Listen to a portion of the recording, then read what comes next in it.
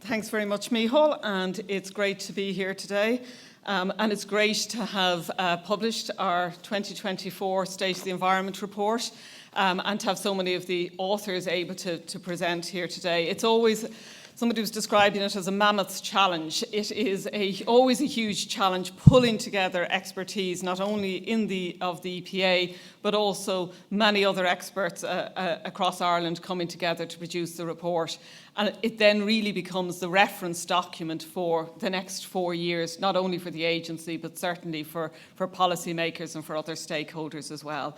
So we've gone through the painful period now of actually pulling it all together.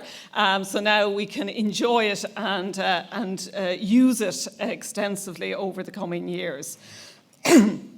The report, as I said, is published every 4 years, and really what it is a snapshot of the environment at a point in time, as well as identifying trends and changes over years. So in this report specifically, we wanted to look back at how Ireland and its environment have changed over the last few decades, and also look forward, of course, to what needs to happen in the coming years to deliver a healthy environment. And what's evident from this perspective is, of course, how vitally important the environment is to us for the air we breathe, the water we drink, and the resources that underpin our economy and society. And also when we look back, our state has only been in existence for a little over 100 years. In that century, Ireland has changed radically, with more citizens now living longer, healthier lives in a safe society. These changes have become especially pronounced since we joined the European Union in 1973. So in the 50 or so years that we have been a member of the European Union, Ireland has been transformed. We now look back at a time when we had serious industrial pollution in our rivers and waters, where we relied on over 100 municipal dumps to take our household waste, and where we burnt smoky fuels in our cities. And we can never go back to that. The quality of our lives has been dramatically enhanced. Far greater people are living substantially longer lives, far greater people in high quality and rewarding employment, and far greater numbers taking part in healthy outdoor living activities. You can hardly walk down a street now these days without meeting multiple joggers and cyclers and all of these sort of things, which is great, and it is a big difference over the last number of years. So we've made immense progress as a nation. But what we mightn't recognise sufficiently, if we make the connection at all, is how much of this progress absolutely depends on the quality of our environment. We must ensure that the natural resources and the environmental conditions essential to the economy and social well-being of Ireland are protected, or we risk undoing so much of our socio-economic progress to date. A recent assessment shows that Ireland has achieved 80% of the 169 targets linked to the Sustainable Development Goals. That is extremely positive. However, this success is set against the backdrop of climate and biodiversity emergencies and growing pressures on our environment. And this is, of course, also clear from the SDG targets that aren't being achieved in Ireland. And they're associated with goals on clean water and sanitation, affordable and clean energy, sustainable cities and communities, responsible consumption and production, and critically, climate action. So looking ahead to the next 50 years, if we want to continue to be a successful and thriving country, we must intensify our actions to protect and restore our environment. And as an active member of the EU over the last 50 years, Ireland has committed to EU targets and objectives to achieve clean air, healthy waters, less wasteful production and consumption, and climate action. But, and I think this is a really big but, while we're complying with existing EU limits, for example, on ambient air quality, we have significant challenge to meet the interim WHO guideline limits by 2026, as set out in our own national air strategy, our clean air strategy. In addition, our water quality is not meeting the requirements of the Water Framework Directive, And trends in nutrient concentrations are not improving. And this is a 24-year-old directive, so we can't say that we haven't had enough time. Consumption of material resources has increased and waste generation has grown steadily since 2012. Our recycling rates are not keeping pace, increasing the likelihood that we will not comply with EU recycling targets. And we continue to rely on export to treat key waste streams, including hundreds of thousands of tonnes of municipal waste that is sent out of this country every year for disposal and recycling abroad.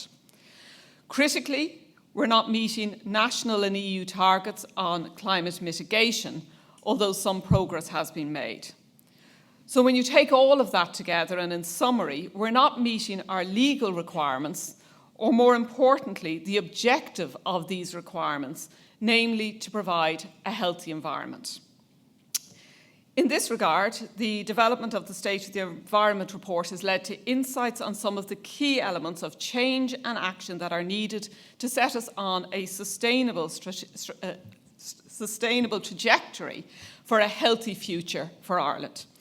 And when we looked at the State of the Environment report, and Andy Fanning will talk more about the detail of the report, but we set out 5 key priorities. Firstly, we urgently need to have a national policy position on the environment. Such a policy position could set out the country's ambition for the environment, creating a shared vision for Ireland's environment that provides clarity around roles and responsibilities, guides implementation, supports integration, and provides the policy coherence we need to tackle these complex problems. It would help us address the interactions, synergies and trade-off across environmental policy areas and to deal with its interactions with other policy domains. In truth, we all know that the responsibility for protecting and managing our environment is a shared responsibility, and government, industry, businesses, landowners and the public all have a key role to play. A national policy position would allow for long-term planning and would ensure that the environment is prioritised consistently across the decades. Our second priority relates to the critical importance of implementation. As a country, Ireland has an extensive suite of policies, legislations, strategies and plans, all aimed to safeguard the environment and protect human health. However, serious deficits remain in Ireland's implementation of environmental legislation and related plans and programmes, such as the Urban Wastewater Treatment Directive, the Water Framework Directive, Emission Reduction Commitments Directive and European Climate Law. Ireland is also not making adequate progress towards meeting our own nationally set targets and objectives. So our assessments show that substantial gaps remain between what is planned and what has been delivered. And we must close this gap. If fully implemented, existing plans and programmes would go a long way towards resolving those persistent environmental challenges that we have. An essential part of implementation is enforcement of environmental law. And the EPA is an environmental regulator, and overall we are seeing good compliance across the sectors where the EPA regulates. And we even have certain licensees that go beyond compliance to deliver high levels of environmental performance. On the other end of the spectrum, however, there continues to be licensees on the EPA's priority sites list for poor compliance.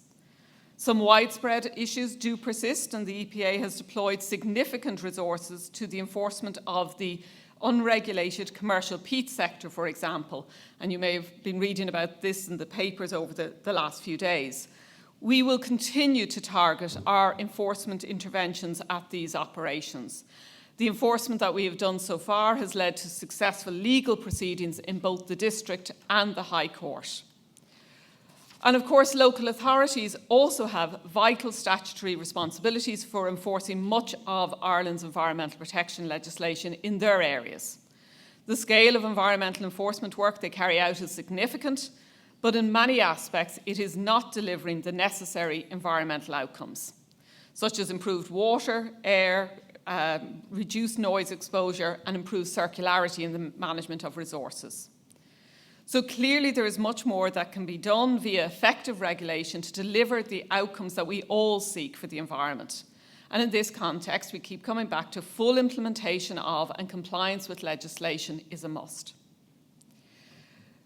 Our third priority, and probably the most wide-ranging, is the need for transformational change in the sectors and systems that underpin our society. This transformation is necessary to achieve climate neutrality and drive down pollution.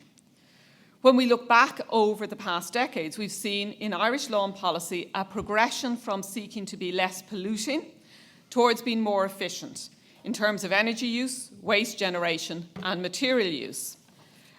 And since the last State of the Environment report in 2020, Ireland has set a national objective to transition to a climate neutral, biodiversity rich, environmentally sustainable and climate neutral economy by 2050. Achieving this multifaceted objective will be the most complex and interconnected environmental challenge for the next 25 years, and each step towards its achievement will present both opportunities and challenges. And ultimately, efficiency will not get us there. Incrementalism will not get us there. We collectively must transform many of our deep-rooted, wasteful systems to shift our society onto a sustainable trajectory. So, a couple of examples of what this is going to entail. We need to move transport based largely on private vehicles to sustainable mobility enabled by good planning and accessible public transport. We need to be delivering more efficient buildings and replacing fossil fuel-based heating in our homes and businesses. And we need to reduce the generation of waste in our homes and businesses and recycling, reusing and reimagining that which we do generate. Taking action now makes good economic sense as well as environmental sense. The Potsdam Institute for Climate Impact Research has estimated that the world economy will see an income reduction of 19% within the next 26 years, independent of future emission choices as a consequence of climate impacts. These damages already outweigh the mitigation costs required to limit global warming to 2 degrees C by sixfold over the near term. Given that internationally we're seeking to limit global warming to 1.5 degrees, this is a stark warning of the need to rapidly move away from highly consumptive and fossil fuel-based economies and systems to achieve regenerative systems that deliver beneficial social and ecological outcomes. At its core, achieving transformation of our energy, mobility and food systems will require leadership and engagement across all parts of society, as it will require changes in how we work, how we travel and how we enjoy our lives. Consequently, there is a critical need to engage citizens, communities and businesses to work with the state. And of course, this transformation is not going to be easy, and we cannot underestimate the challenges of moving to a path of a less wasteful, regenerative society. However, once achieved, Ireland stands to gain significantly by avoiding harm to nature and society and from economic and social opportunities that sustainability creates. Our fourth priority is the clear need to scale up investment in environmental infrastructure. And this is something that I think is really, this topic is gaining traction over the last months and years because it's so critical for Ireland. Population projections from the ESRI indicate that Ireland's population will reach 6 million people by 2040. With further projections by the CSO saying maybe up to 7 million people by the late 2050s. Against this backdrop of a growing population, the National Competitiveness and Productivity Council has also pointed out that persistent deficits in our energy, water and wastewater infrastructure risk future demand from enterprises outstripping supply, representing a significant reputational risk for Ireland. And we've infrastructural deficits across many fronts. In relation to water, Ireland still has not met all of our obligations under the Urban Wastewater Treatment Directive, decades after the country was required to comply with the directive. Wastewater continues to reduce the quality of our rivers, lakes, estuaries and coastal waters, and the EPA has highlighted up even last week that it's going to take a multi-billion euro investment to bring all wastewater treatment plants up to standard. Similarly, many of our drinking water supplies still lack robust treatment measures to guarantee their long-term resilience and safety. In relation to transport, the National Sustainable Mobility Policy sets significant targets to 2030.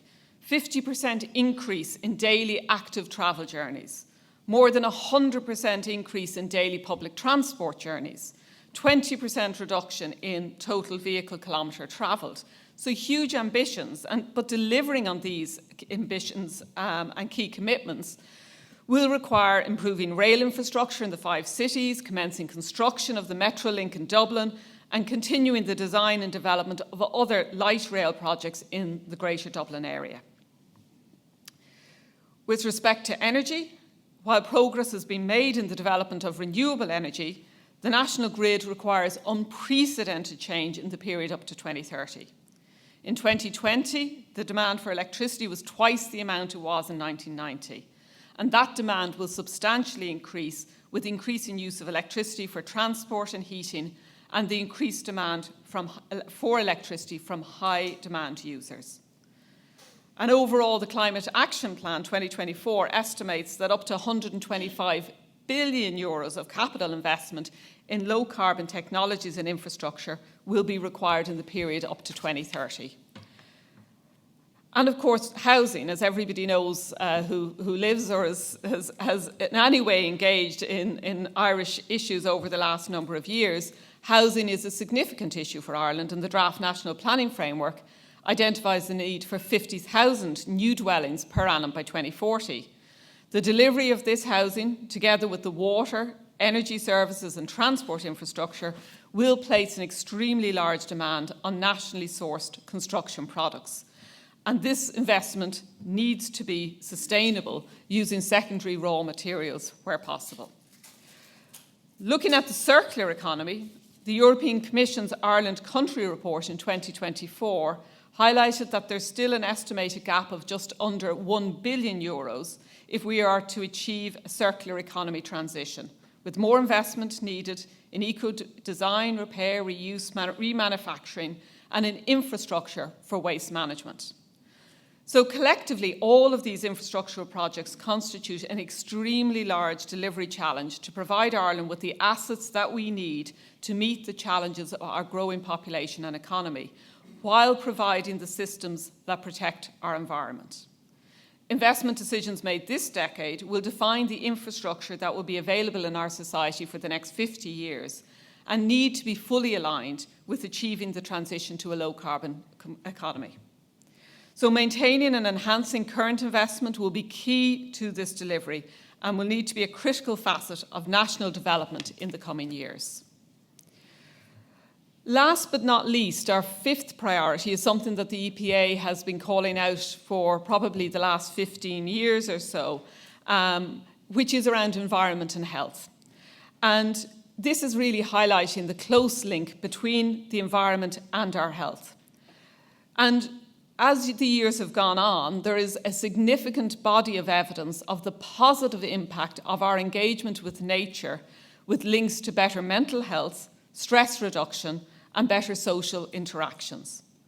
On the other side, harmful exposures have substantial impacts on our health and well-being, with 1 in 10 premature deaths in Europe linked to environmental pollution. In Ireland, more than 1,600 premature deaths annually are due to air pollution, and approximately 350 new cases of lung cancer each year are linked to radon. Many people are exposed to road traffic noise above levels that may impact their health. Issues related to drinking water quality have persisted for many years, particularly around private drinking water supplies and private wells.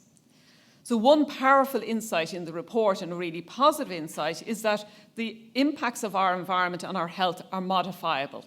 That is, they can be changed, and addressing harmful exposure will have a beneficial impact on our health.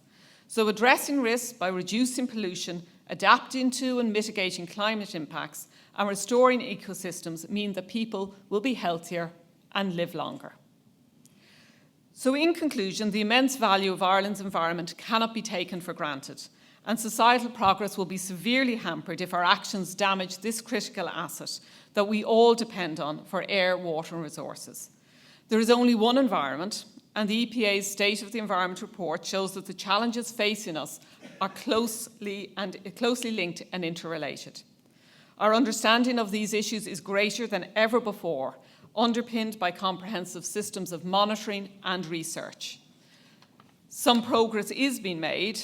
For example, Ireland's greenhouse gas emissions in 2023 were at their lowest level in 3 decades, signalling the impact of climate action across Ireland's economy and society.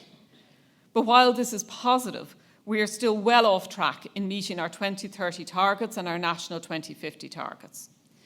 Critically, this positive delivery is not evident across other areas of the environment, and we need to build momentum to deliver not only on our climate goals, but also biodiversity, circular economy and pollution reduction goals. Delivering on these goals will require transformational change in many of our core systems of our society, and consequently will involve all of us in providing a healthy environment for future generations. And we can no longer put off these changes. The urgency cannot be understated or overstated. It's not going to get easier or cheaper, and year on year, the demands will become greater. Sweden has a goal of passing on to the next generation a society in which all of the major environmental problems have been solved. We in Ireland also need to seek to be a generation that changes the path we're on and delivers an Ireland where our major environmental challenges have been solved. Thank you very much.